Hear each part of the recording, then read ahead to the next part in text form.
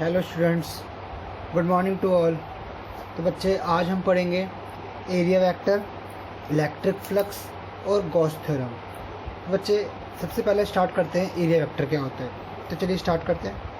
तो बच्चे अगर हम बात करें एरिया वेक्टर की, देखिए बच्चे एरिया वेक्टर क्या होता है। सबसे पहले यहाँ बात करते हैं, दो टर्म है एरिया और वेक्टर। एरिया की अगर हम बात करें, बेसिकली एक प्लेन है, उस प्लेन का जो एरिया होगा उस एरिया को बेसिकली हम स्केलर क्वांटिटी मानते हैं। बट फिज़िक्स के अंदर इस एरिया को बहुत जगह बच्चे हम वेक्टर क्वांटिटी मान के चलते हैं। तो यहाँ पे अगर हम बात करें कि इसको हम एक वेक्टर क्वांटिटी कैसे मानेंगे, देखिए बच्चे ये मान लीजिए आपका एक एरिया है, इस एरिया की एक पर्टिकुलर डायरेक्शन है। अब वो डायरेक्शन जो होगी वो आपकी या तो होगी बच्चा आपकी इसके परपेंडिकुलर अपवर्ड डायरेक्शन या होगी इसके परपेंडिकुलर डाउनवर्ड डायरेक्शन।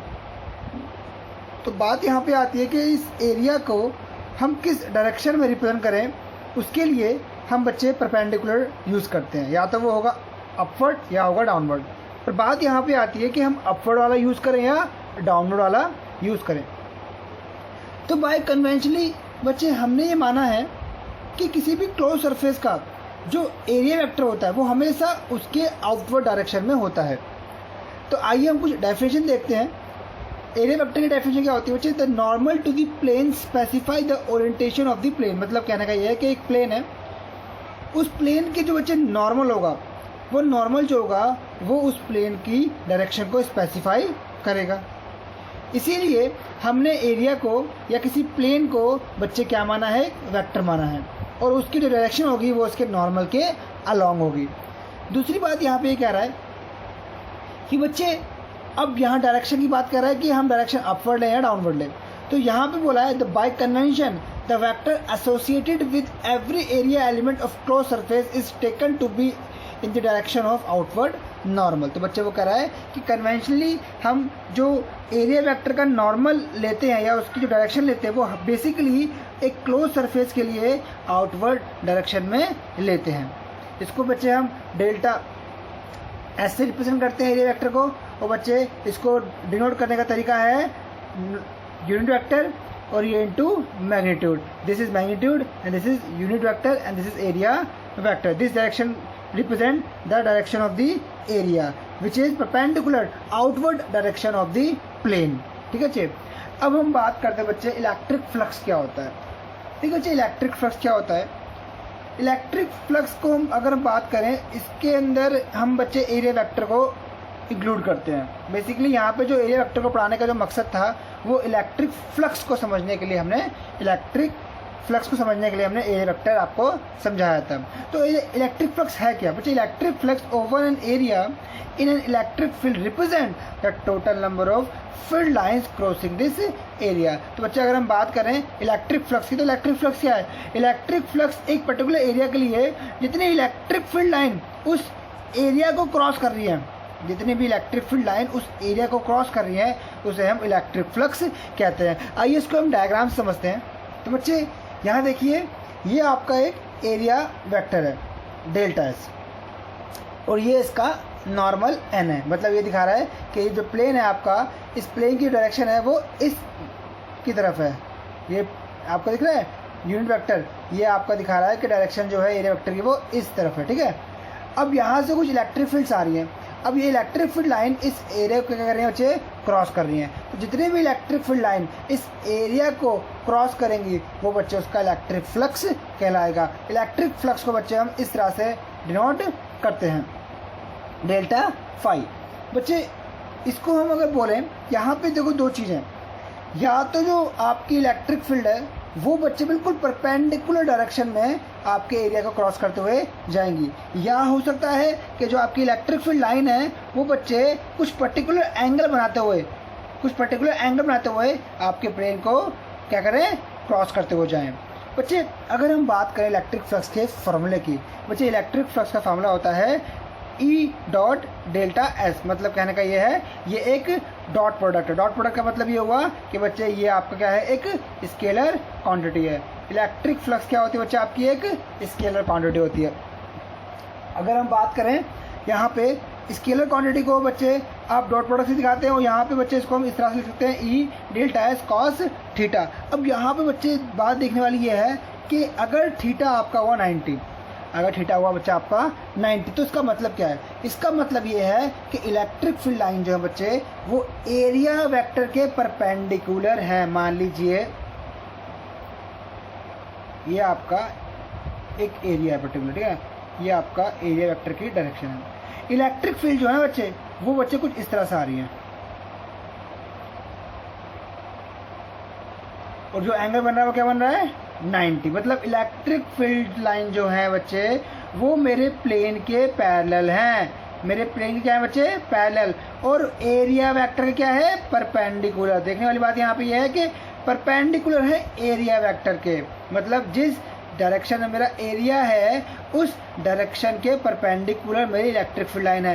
कहने का मतलब ये है कि इलेक्ट्रिक फील्ड लाइन जो मेरे प्लेन के पैरेलल है। मान लीजिए ये प्लेन है और ये इलेक्ट्रिक फील्ड लाइन है, ये आपकी इलेक्ट्रिक फील्ड लाइन है और ये प्लेन है। तो बच्चे यहाँ पे जो आपका प्लेन है और जो आपकी इलेक्ट्रिक फील्ड लाइन है उनके बीच में एंगल 0 है। बट अगर मैं बात करूं, ये मान लीजिए उसका एरिया वेक्टर है और ये मान लीजिए क्या बच्चा आपकी इलेक्ट्रिक फील्ड लाइन है, तो एंगल कितना आ रहा है बच्चे? 90। उस केस में बच्चे आपकी जो फ्लक्स होगा वो क्या होगा?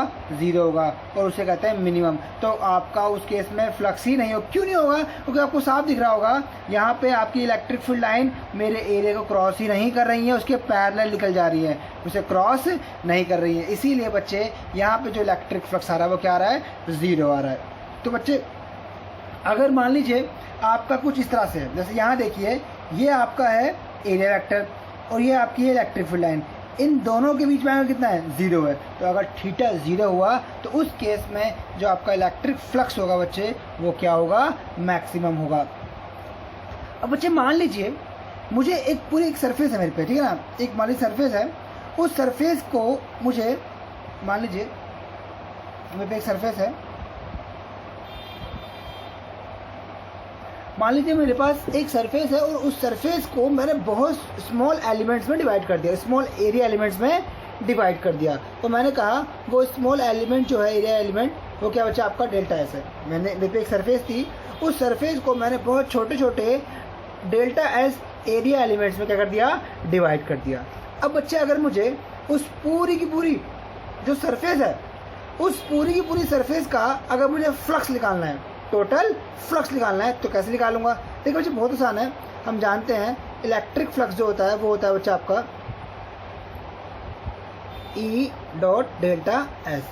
अब बच्चे मेरे पास ऐसे बहुत सारे एलिमेंट्स होंगे, उन सभी एलिमेंट का अगर मैं डॉट प्रोडक्ट निकाल लूँ और आपस में कर दूँ, सम कर दूँ, क्योंकि बच्चे आप जानते हो कि फ्लक्स क्या है? एक स्केलर क्वांटिटी है और स्केलर क्वांटिटी के अगर मुझे टोटल सम निकालना होता है तो बच्चे आप सिंपली उनको क्या कर दो? अलजेब्रिक सम कर दो। तो अगर मैं अपना टोटल इलेक्ट्रिक फ्लक्स निकालना चाहूँ तो बच्चे मैं क्या करूँगा? जितने भी मेरे आपके स्मॉल एलिमेंट्स होंगे उनका जो इलेक्ट्रिक फ्लक्स होगा उन सभी इलेक्ट्रिक फ्लक्स को आपस में कर दूँ बच्चे मैं सम कर दूँ, तो बच्चे मेरा क्या रहेगा? टोटल इलेक्ट्रिक फ्लक्स आ रहेगा। तो मैं उनका कर दूंगा समशन। अब मान लीजिए ये जो डेल्टा एस है ये आपका बहुत ही छोटा है, बहुत ही छोटा है, इतना छोटा है कि बच्चे मैं इस पे लगा देता हूँ लिमिट। क्या लगा देता हूँ? लिमिट। ऐसे अगर बच्चे मैं लगा दूँ यहाँ पे लिमिट, तो लिमिट लगाने से क्या होगा बच्चे? ये आपका डेरिवेटिव में कन्वर्ट हो जाएगा। क्या हो जाएगा बच्चे? आपका ये डेरिवेटिव में कन्वर्ट हो जाएगा कुछ इस तरह से। तो अगर यहाँ पे मैंने लिमिट लगा दी तो लिमिट लगाने से क्या हो जाएगा बच्चे? आपका ये डेरिवेटिव कन्वर्ट हो जाएगा और ये समसन जो है वो इंटीग्रेशन में कन्वर्ट हो जाएगा। और यहाँ पे एक साइन लगाऊंगा मैं ये सर्कल का। ये इंटीग्रेशन का मतलब ये है कि जितने भी स्मॉल एलिमेंट ds उनका जो इलेक्ट्रिक फ्लक्स है उनका इंटीग्रेशन, उनका सम। और ये सर्कल का मतलब ये है कि ये बच्चे आपका एक क्लोज सरफेस के लिए है। किसके लिए? क्लोज सरफेस के लिए। तो अगर मैं किसी क्लोज सरफेस का इंटीग्रल करूं तो बच्चे कुछ इस तरह का साइन हमें लगाना होता है। तो इस सर्कल का मतलब क्या है कि जो आप बच्चे इंटीग्रेशन कर रहे हो वो एक क्लोज सरफेस के लिए कर रहे हो। ठीक है बच्चे? तो इस तरह से बच्चे मैं अपना टोटल इलेक्ट्रिक फ्लक्स निकाल सकता हूँ। जो यूनिट होती है इलेक्ट्रिक फ्लक्स की वो होती है न्यूटन मीटर स्क्वायर पर कूलम।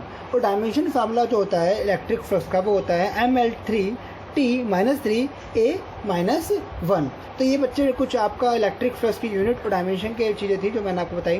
ठीक है, अब हम बात करते हैं गॉस थ्योरम की।